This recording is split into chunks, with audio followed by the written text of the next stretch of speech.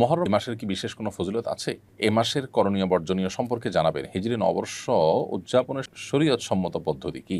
তো এই মুহররম মাসটি বছরের হিজরি বর্ষের প্রথম মাস। এই মাসটির নানান তাৎপর্যপূর্ণ দিক আছে। সবচেয়ে গুরুত্বপূর্ণ তাৎপর্যের দিক হলো যে এটি সম্মানিত 4 মাসের একটি এবং সম্মানিত 4 মাসের মধ্যে সবচেয়ে সম্মানিত মাস। বলতে পারি রমজানের পরে সবচেয়ে ফজিলতপূর্ণ মাস হলো এই মাসটি সম্মানিত মাস। যে মাসকে নবী সাল্লাল্লাহু আলাইহি ওয়াসাল্লাম শাহরুল্লাহ বা আল্লাহর মাস বলে আখ্যায়িত করেছেন। যদিও সব মাসই আল্লাহর, কিন্তু এটির বিশেষ মর্যাদা এটা প্রমাণ করে আল্লাহর মাস বলাতে নবী সাল্লাল্লাহু আলাইহি ওয়াসাল্লামের পক্ষ থেকে। দ্বিতীয়ত হলো এই মাসের করণীয়। এ মাসে আমরা বেশি বেশি করে নফল রোজা রাখার চেষ্টা করব, কারণ নবী সাল্লাল্লাহু আলাইহি ওয়াসাল্লাম বলেছেন আফদালুস সিয়ামি বা'দা রমাদান শাহরুল্লাহিল মুহাররম। রমজানের পরে সবচেয়ে উত্তম রোজা হলো আল্লাহর মাস মুহররম মাসের রোজা।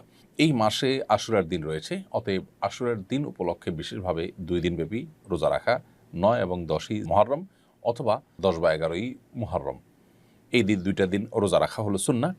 এবং সেই সাথে এই দিনে আল্লাহ রাব্বুল আলামিন পূর্বের বিভিন্ন জাতিকে আল্লাহ তাআলা তাদের তওবা কবুল করেছেন, অনেককে আল্লাহ তাআলা উদ্ধার করেছেন, যেমন নাকি মুসা আলাইহিস সালামের নেতৃত্বে বনী ইসরাঈলকে আল্লাহ তাআলা বিপদ থেকে উদ্ধার করেছেন।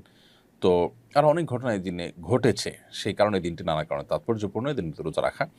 আর মুহররমকে কেন্দ্র করে নানা রকমের বিদআত এবং অপসংস্কৃতি চলমান আছে, সেগুলো থেকে আমাদেরকে বিরত থাকতে হবে, যেমন মাতম তাজিয়া মিছিল ইত্যাদি করা। এই দিনে অর্থাৎ আশুরার দিনে কালবারাতি হোসেন রাদিয়াল্লাহু তাআলা নবী সাল্লাল্লাহু আলাইহি ওয়াসাল্লামের প্রিয় দৌহিত্র, তিনি শাহাদাত বরণ করেছেন নির্মমভাবে জালিমের হাতে। সন্দেহাতীতভাবে এটি আমাদের জন্য বেদনাদায়ক একটি অধ্যায়, কিন্তু সেটাকে কেন্দ্র করে সারা জীবন বা বছরকে বছর শোক পালন করা এটা শরিয়া সিদ্ধ নয়। নবী সাল্লাল্লাহু আলাইহি ওয়াসাল্লাম তার ওয়াফাতেও আমরা এই ধরনের শোক পালন করি না। সবচেয়ে বড় কথা হলো নবী সাল্লাল্লাহু আলাইহি ওয়াসাল্লাম নিজে পরিষ্কারভাবে বলেছেন যে 3 দিন পর আর কোনো শোক পালন করা যাবে না, সর্বোচ্চ 3 দিন পর্যন্ত শোক পালন করা চলবে। একজন নারী যিনি স্বামী হারিয়েছেন, স্বামী মারা গেছেন, তার তিনি 4 মাস 10 দিন পর্যন্ত শোক পালন করবেন। এছাড়া আর কোনো বছরকে বছর ধরে শোক পালন করার কোনো অপশন শরীয়তে নেই। সেসব কারণে তাজিয়া মিছিল ইত্যাদি এবং শোকের পোশাক পরা, মাতম করা, নিজের দেহে নিজে আক্রমণ করা এবং আরও নানাবিধ বিদআত আমাদের সমাজে প্রচলিত আছে, সেগুলো মুহররমকে কেন্দ্র করে আমরা বর্জন করে চলতে হবে, কারণ এগুলোর সাথে ইসলামের কোনো সম্পর্ক নেই।